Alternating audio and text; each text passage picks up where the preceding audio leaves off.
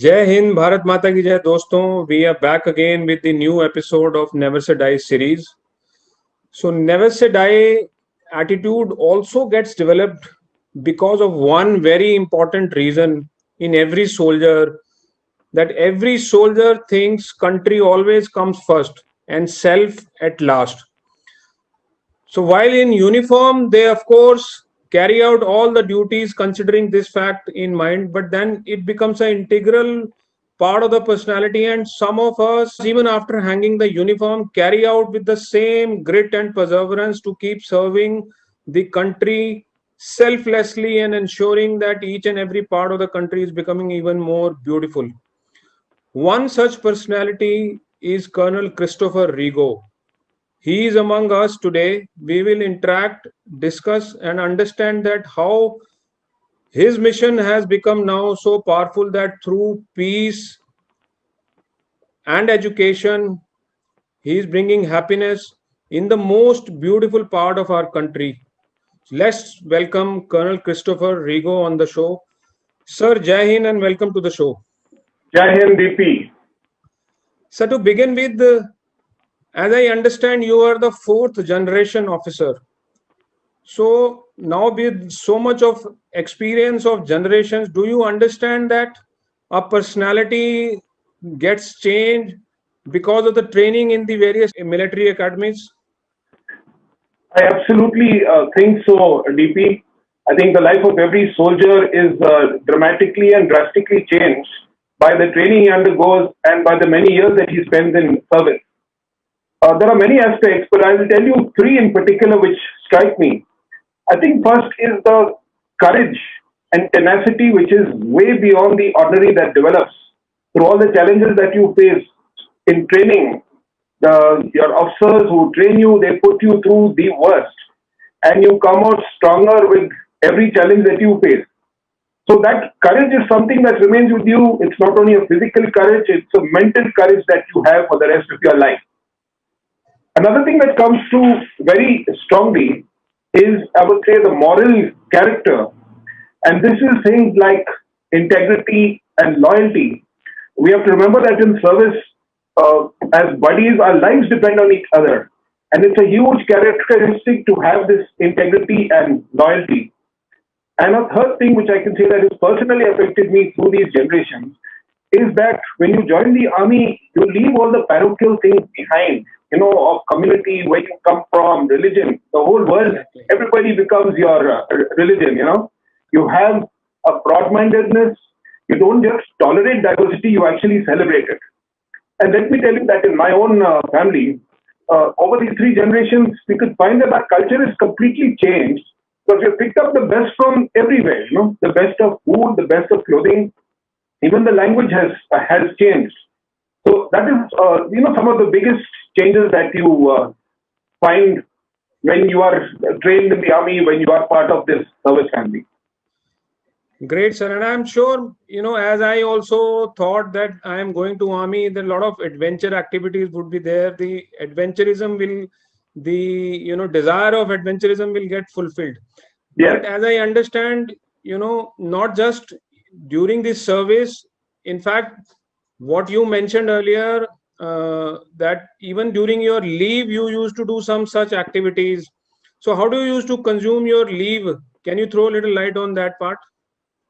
Yeah, so the spirit of adventure also gets teased while you're in the army. You're always searching for something new. You've got a sense of immense, curiosity to learn more about the way of life, people, to travel, to trek. So I never let a leave go by while I was in the army, especially when I was a bachelor.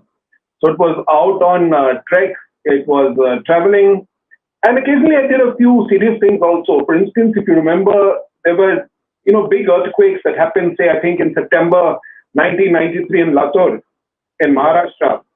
And a similar earthquake happened in Bhuj in 2001. Right. So again, that sense of curiosity, again, that desire to learn more. I took leave during those two earthquakes, and I was in each of these zones for 10 days. And that gave me a real sense of what happens in such disasters, how the organization, how people interact with each other. So many things like this. So again, thanks to the army for this absolute sense of adventure. That is amazing, sir, because generally when we take leave, we tend to spend time with the family, in leisure.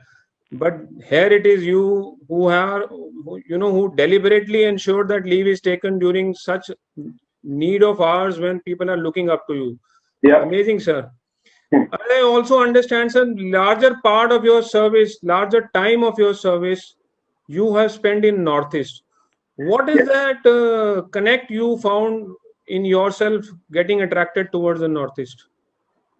Yes, I'm happy to say that I spent more than 7.5 years of my service in Northeast India, and that was by choice. I actually volunteered to go there. So our Northeast is a place of spectacular natural beauties. It's the mountains, rivers, forests, the green emerald green fields, and there's also the immensely diverse culture among so many different tribes and communities, state to state, even within the states. And then, of course, there is all the culture, the tradition, the dances. And I personally happen to be a musician, so I enjoy that portion as well in the Northeast. So that's the beautiful part of the Northeast. But then, on the other hand, there are parts of our Northeast that have been plagued with violence since decades. Things have been going slightly wrong there. A couple of states where there has been a lot of deaths among our colleagues in the services, the paramilitary forces, as well as among the civilians. So, all in all, it's a mixed bag, but I am so fortunate indeed that I got to spend such a beautiful time during my 2 tenures in the Northeast. But you continued serving there even after getting retired. What made you take that decision that you want to establish yourself in Northeast area of our country? Okay, so for one thing, my first posting was in the state of Mizoram, where I was posted with the Assam Rifles at the state capital of Aizawl. And when I was there, I noticed that there was quite a bit of angst among many of the local people against Indians, in inverted commas, and the rest of India. I think that was a hangover from the bad days of the insurgency. So even though there was a peace accord signed in 1986, there was still a lot of resentment among the local people against the rest of the country and against Indians in general. I don't blame it because it was a very. I don't blame anybody because it was a very violent time, and also there are certain factors like culture which are so immensely different. Not just in the Northeast, it's across India actually. The difference between a Punjabi like yourself and maybe going to Tamil Nadu, what it's like. True. So between the people of the Northeast and say people coming from elsewhere, there are so many things that strike you immediately. First is the physical features. And there's so many other things. For instance, you and I may be able to get along, things like we can talk about Sachin Tendulkar, or we can talk about cricket, Bollywood, even samosas for that matter. But somebody in a village in Nagaland or in Mizoram wouldn't hear of these things. It's absolutely different. So there is a bit of an emotional gap.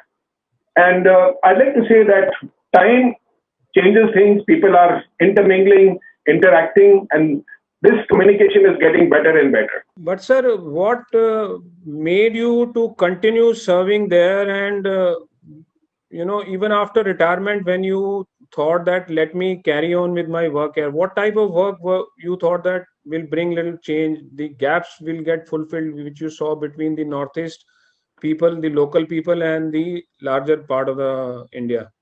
Yes. So I told you that I found this emotional gap between people the Northeast and people who are coming from the outside. So a great thing is that I was with my family. My wife was with me during that time. We decided that as a decision, let's get closer to the people. Let's learn about them, their way of life, their culture, and their realities. And when you really spend time with them, it is so different from the prejudices that you pick up from elsewhere. That people in the Northeast are like this. They are very much like the Chinese. They all eat noodles. They all into kung fu. When you go there and find it's a drastic, difference. They're just common people like you. You may look a little different. There's a little bit of difference maybe in culture, language, and whatnot. So we decided that we should find out where is this angst coming from, where is this sort of suspicion coming from, And we Right. came to a conclusion that a very big reason was that many of the next generation, the children, were not getting a chance to get to school. They were Oh. not able to access an education for two reasons. One is that they stayed in very remote areas, in the hills, and you can't have a school on top of every hill like you have their villages. So to Mm. get to the school, the children had to go through the forest, go through the rivers, pick up the leeches from their feet, and get to school. And even when they were schools, they had the issue of the accessibility, the financial, that they were not able to pay their fees. And I Mm. would say that many of the government schools were unfortunately not functional. So, two issues of the physical access to school and the financial access to school were two very big factors that were affecting people over there. And my wife and I decided, let's be the difference. Let's be the difference. So, with our meager, with our I would say, our salary as a, my salary as a major. So, we decided to be that, to make that difference, let's start sponsoring the children. We also thought that this is a beautiful way to get closer to the local community, and that's exactly the way it happened. These children started doing very well in their studies. We got to know their parents. We got invited into their communities. Soon, people who are close to us, our relations, our friends, my classmates, joined in this venture. The numbers of children being sponsored increased greatly. And that is how we chanced upon this idea of peace through education, whereby we can make a difference through education. Wonderful, sir. I would like to know, sir, who was that first lucky kid whom you supported in the beginning? Yes. So it so happened that the word spread that here is a couple in the Assam Rifles who are trying to help some of the underprivileged local people. Right. And there was this very smart boy who used to come in and play the guitar in our house, who made friends with my little children at that time. And I thought that such a smart person, I asked him, so what are your plans? So he happened to be the son of a vegetable seller. His mother was a vegetable seller, and his father was a carpenter. And they stayed literally in a very small, let's call it almost like a hut, which didn't even have an address. And I asked him, and he said that, sir, I have plans to go to America to study hard there, get some qualifications, come back and work with my people. So I said, wow, this is some big ideas. But then when my wife and I saw this kid and saw his potential, he said there's something special. And one fine day he came home and said that, sir, I've got admission to this university in Oregon in America. So this You was mean to 50 cents. say a boy who was a kid of vegetable seller Yes, got admission in University of America? absolutely, through his own merit and through his own efforts. Superb. Yeah, yeah. And he didn't have the finances for that. He gave us a hint. So my wife and I decided that this guy's going to be something in life. Let's help him. So we had just got a sum of money, for our transfer to Mizoram and whatever. And we said, okay, let's put it at his disposal. It was quite a considerable sum of money. And a week later, 10 days later, this boy was off to the USA. And we had told him just one thing. Yeah. We had told him just one thing, that this is a loan. When you have the opportunity and when you start earning, we don't want any interest. Just give it back to us so that we could use it for another child. And he said, sure. And less than 2 years later, when I was leaving for Mizoram, I happened to mention it to him. He said, no, so wait, my parents are coming to meet you. And they came the next day with a small packet, a pumpkin, and a shawl for us. And this was the money. So I called him and I said that you're still studying and you've given me back the money. He said, no, sir, I've worked. I've done all these extra duties on the campus. I don't feel comfortable keeping this money. So I said, wow, this is absolutely fabulous. And he said, the next thing that he said was that, sir, if you feel okay, there's another friend of mine doing his master's in computer application and he's struggling quite a bit. If you could pass on this loan to him, I'll be really happy. So we passed on our loan to that boy. In fact, we increased it a little bit. And 8 months later, he gave the money back because he got into the corporate sector. So then that is where my wife and we thought that our money in the bank is only getting interest. Whereas here it was actually making lives. That was the seminal moment, I would say. That's amazing, sir. But when you were using the money which was supposed to be used by your family and you were spending so much of time with your family time with others, how did your family take it? How did, especially your kids, how did they take it? I'm very happy to say that the whole family has been with me right along. my biggest supporter and the person who's encouraged me most is my life partner and my wife. There's no way that what we are doing would have reached the level at which it is now without her immense support and her participation. So she's actually a mother to all the kids that we sponsor and we look after. And my children too, coming from the army background, they celebrate this. The children coming from different states, different cultures, and they are one with them. There is no difference. So we are absolutely united as a family as far as this purpose is concerned. But sir, I want to still ask again that, when you mentioned that the Northeast people were looked upon in a little different manner by the rest of the India, I'm sure there must be the similar type of a different viewpoint towards the rest of the India in the Northeast region. So did you ever find that your children were looked upon a little differently and they were supposed to, adjusting was a little hard for them? You said it in the correct way. This perception difference is both ways. It's not just one way. It is how people in the rest of India see Northeast people. And when you go to remote parts of the Northeast, they see you in a similar fashion. But having said that, my kids also and my wife and I, we went with that open mind to learn about the reality and the culture. We took it as a decision and didn't just let it happen. We created those circumstances. We decided we're going to enjoy their food, enjoy their festivals, and we're going to be mingling with them without being judgmental and without being patronizing. Amazing. So keeping away those prejudices, it brought us a lot closer, and we were able to overcome the slight emotional differences that may have been there. So I think it's all about communication. It's all about engaging. That's how these barriers are broken. It's amazing to see, sir, that you being the fourth generation, that to a warrior, a trained soldier, converting towards a social, activities, becoming a socialpreneur.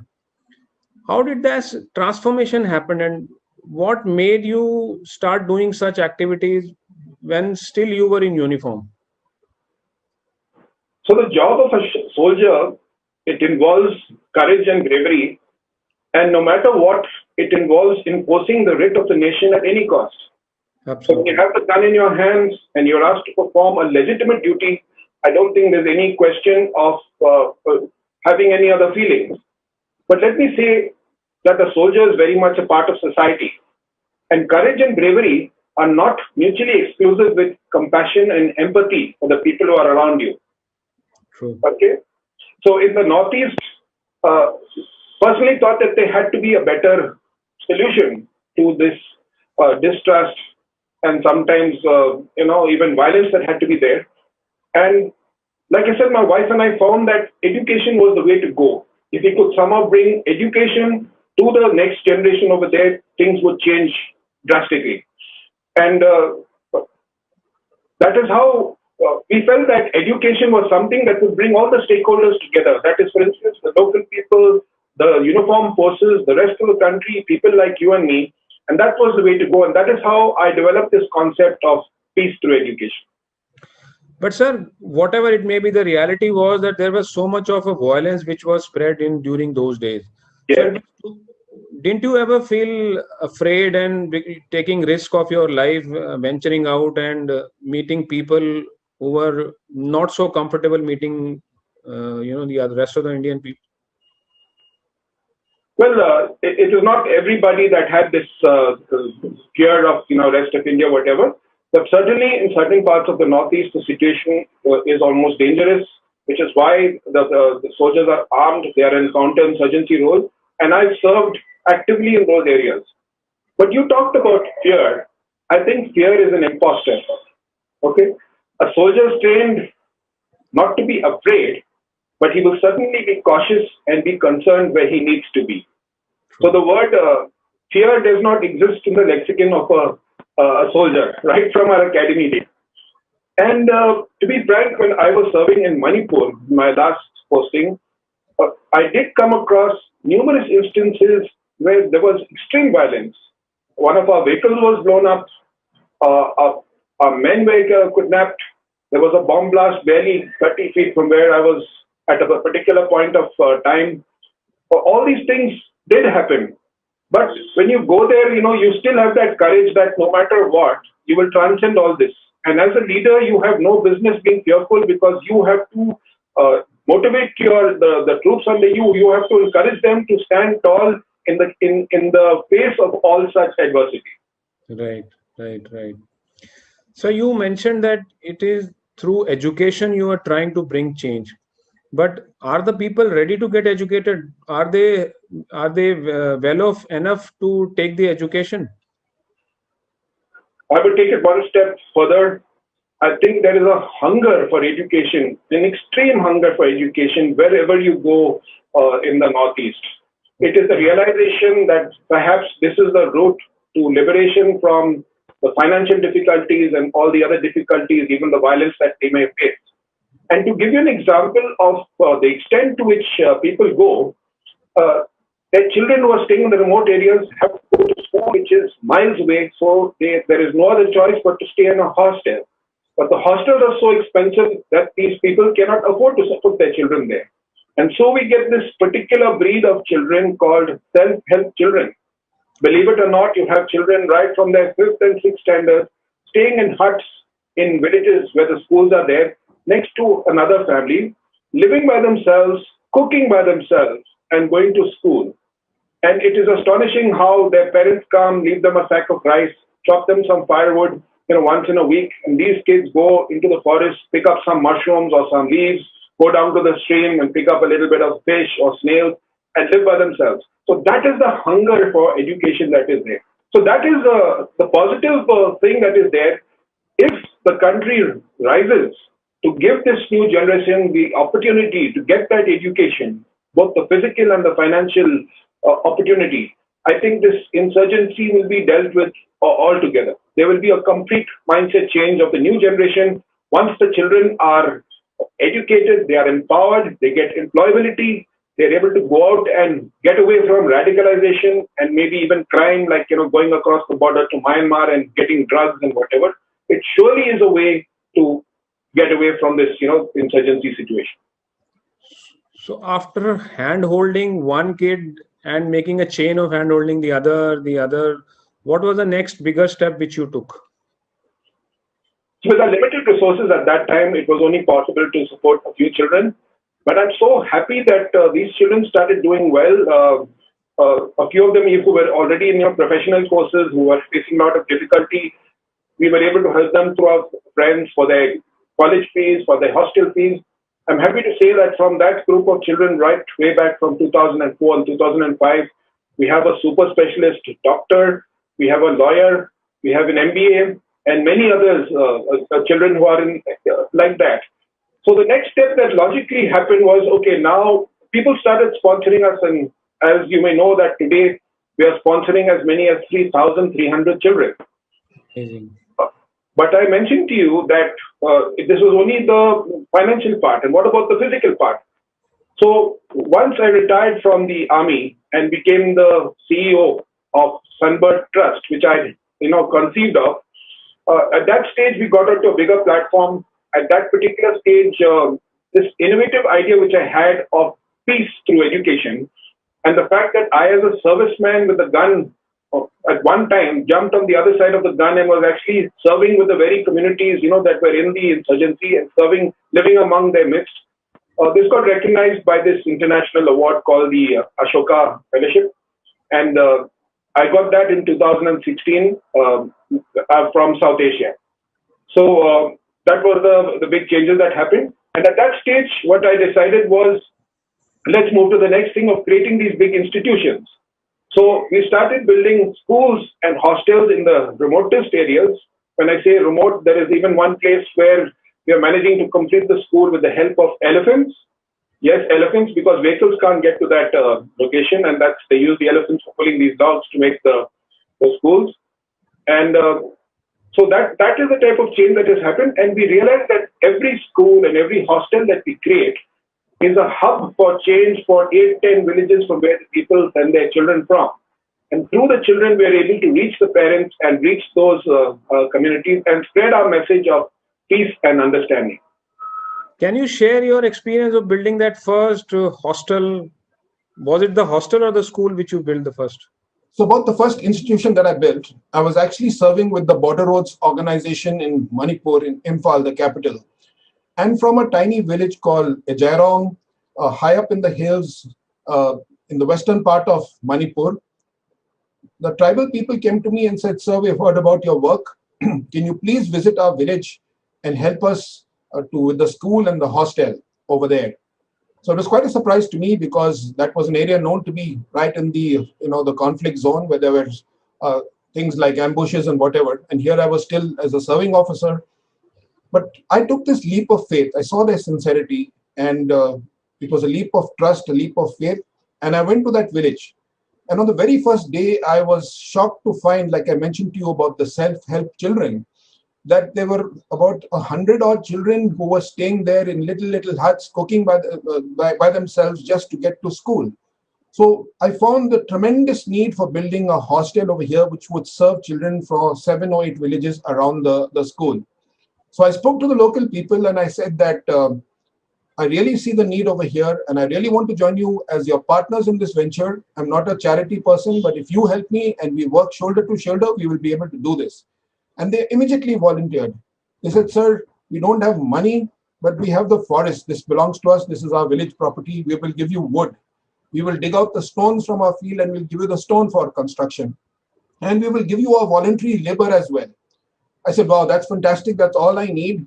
I went to the Assam Rifles and they gave me these beautiful pre-painted tin sheets. The border roads helped me with a little bit of cement and other resources. The army helped me with the transportation. And all of our stakeholders got together and we built that beautiful hostel in just 6 months' time. And the story began from there. First, there were these few children. Actually, there were about 60 children at that time when we started the hostel. Within a year, that had jumped to 150. Then my friends from all over the country joined in. They gave us the solar lights, the solar lighting. We got in a computer. We got in musical instruments. We closed the self-help children and we started a kitchen where all the children were cooked for. And then I think this word spread among all the different villages. And the third year, as the case is now, we have as many as 252 children in that hostel. You made two rival tribals come to each other with peace. How did you ensure that part? Because they were rivals since ages, and but you were capable of making them come together. How was that possible? Yeah, so that was a social experiment. It was indeed risky. So this happened in the same hostel which I mentioned to you, which we started off. This was, the people got so much of faith in this village that here is a total stranger, an army person coming into our village, helping us to educate our children. And I said, see, and by the way, it was people from the rest of India sponsoring each and every child. So those people who were considered as the adversary were now considered as almost part of their family for helping get their children into school. So this was a particular village. I'm not going to name tribes over here. This was a village which had seen violence as recently as the 1990s, where they had clashed with the neighboring tribe and many people were killed. Just by chance, I happened to be working with both the communities. And I broached this idea. I said, now isn't it time to leave the baggage of the past? Why should the children carry this burden with them? And both of them were very excited. They said, sir, please tell us how. So in the village where we had the hostel, so I said that it's part of your culture. Forgiveness is part of your culture, part of your religion. Why don't you let this flow? So they said, sir, what would you like us to do? So I said, let those children come here. They're also struggling to go to school. They don't have to, because they don't have a hostel. Why don't we bring some of those children over here? So they said, so that's a wonderful idea. Then we spoke to the women's groups in both the villages. And they were both very excited. The women actually met and discussed. And a decision was taken that they would warmly look after the children and there would be no trouble of any sort. So this is how we got the children of two communities to be together. And it was really great to see that when they had to go back, they were actually crying to say bye-bye. That is the type of bond that we were able to create. And the parents also realized if our kids can be friends, why can't we be friends? So I'm happy to say there was a big mindset change over there, and thanks to the children. So you so simply and easily conveying these stories as if it was so easy for you to do. I'm sure there must be a lot of frustration and at times, demotivation must be setting in, not seeing the things happening as per your desire. How were such moments and what made you rise again above those frustrated moments? You would know in an army career, there are many, many times when you see failure, multiple times, and there's multiple times that you feel frustration. And I think we learn that every time you have a failure and every time this frustration comes, it's a learning and it's a step to improving and to getting things better. So I think that is the attitude that comes out of our service career. And to tell you the truth, yes, it's been very frustrating at times. So I had all these big ideas of starting the schools and starting the hostels, and I was just wondering where the money was to come from. And I'd go so far as to say for the first 3 years, we didn't have any salary. It was just work with our goodwill, and that was the way things were going. But if there are words that I say if you have the passion, the means will follow. So that's what happened in our case. We really had this eagerness to do what we did. We were so well accepted by the local people. We showed them the way, and all these difficulties just went away. So it was one characteristic that you definitely need as an entrepreneur, whether you're a business entrepreneur or a social entrepreneur, anywhere, is this absolute tenacity and patience to deal with these troubles when they arise. And there are multiple troubles, like I said, financial is just one of them. There is sometimes systemic, sad to say, which is all across our country. There's systemic corruption in the education system, even in the various authorities and whatever. These are things that you have to deal with and which you have to overcome in some way or the other, though you may not have the power to cure them. And as we say in the army, these are difficult things, but then difficult things we tackle immediately, and the impossible things take a little longer. So how are you managing your funds now, sir? Managing the funds, I mentioned to you that in 2016, I was able to get this award from South Asia called the Ashoka Fellowship, which is there in 82 countries across the world. It is quite a prestigious, in fact, it is considered a gold standard for early stage social entrepreneurs across the world. So that was a symbol of, that was a mark of recognition, a mark of, which gave me a lot of opportunity and told a lot of people about us. From there, with the hostels that we built, the schools that we built, our alumni children, seeing is believing. So whoever began to work with us saw what was happening, saw the impact of these schools. Slowly the press caught on to it also. There were articles written about us. And I think that started the process where we started getting very loyal and, good donors. Started with ordinary people giving us small sums of money to sponsor individual children. Then we had a few high net worth individuals who were very pleased to be a part of this process of not just educating, but contributing beyond that to building peace in this part of our country. And then to the next phase where the corporates, I'll name a couple, like for instance, Axis Bank and the H.T. Parekh Foundation, they have also started supporting our work. So now we are not extremely comfortable, but yes, work is going quite fine. Sunbird is the name of the NGO which you started, sir. Yes. So it is now 2020. Since 2003 to 2020, what major differences Sunbird could bring?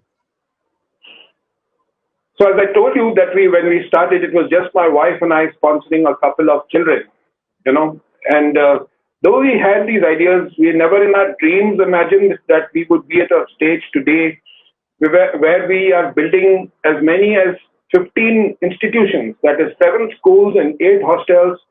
We are able to sponsor as many as 3,300 children. And most of all, if I can give credit to my team of 20 young professionals, some of who have given up the corporate sector. They are MBAs, they are engineers, Teach for India fellows, Gandhi fellows. All of them have come to serve in this part of the country. So it's a huge leap where we find that we are actually becoming a kind of movement where people are trying to join us in our work. So quite a difference from where we started in 2003. It's very interesting to know that youngsters are joining you. I want to understand that who was that first youngster who joined you and how did that happen? Well, so when I was still in the army and I had built this hostel, I had these interns who wanted to come and stay at the hostel and work with the children in the holidays.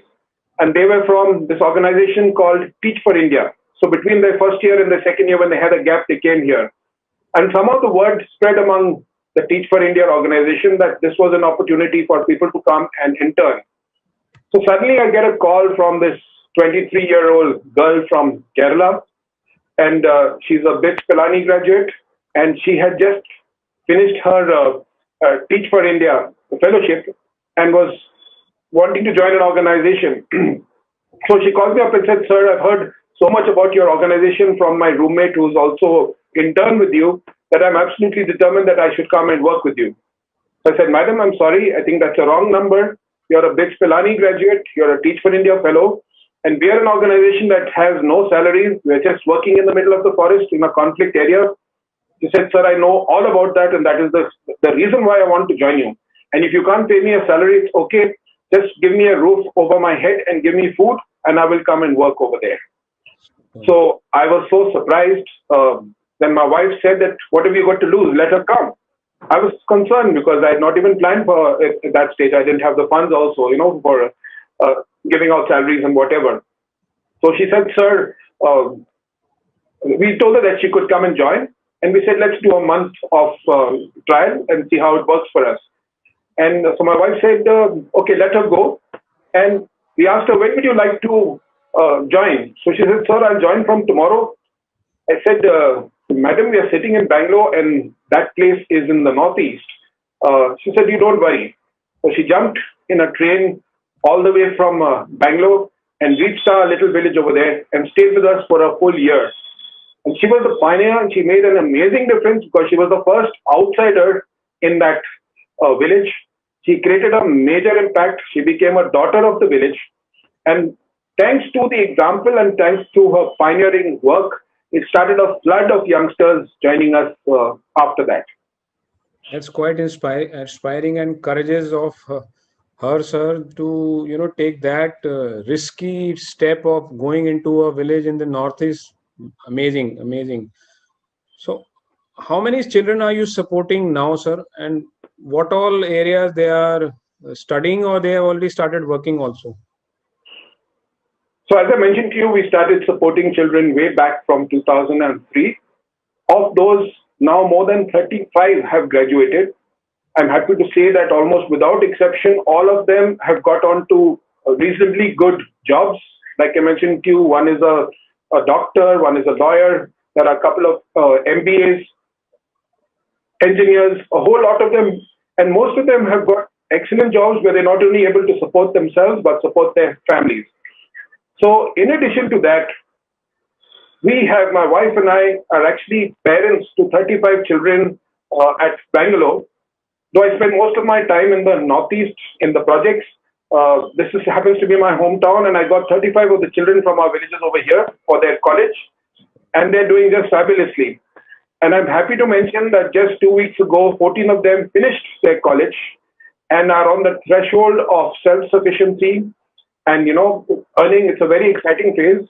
But even more exciting is that of the 14, 8 have volunteered to join Sunbird Trust. Super. So that is where we stand right now. I will put it on the record that with the success that we've had, thanks to our great donors, our team, we look at educating as many as 25,000 children by the year 2025. And we look to building 50 institutions, that is schools and hostels, by that year.